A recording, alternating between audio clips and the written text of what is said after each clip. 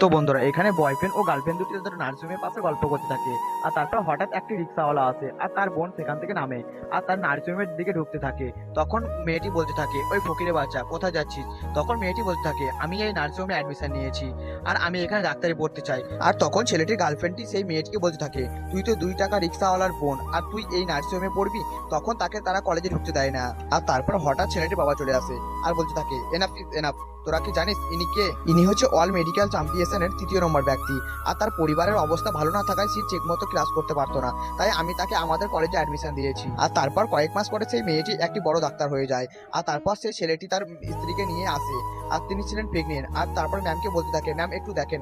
তখন ম্যামটি ঘুরে দেখে, তখন সে দেখে যে সেই ছেলে দুটি তাকে অপমান করেছিল।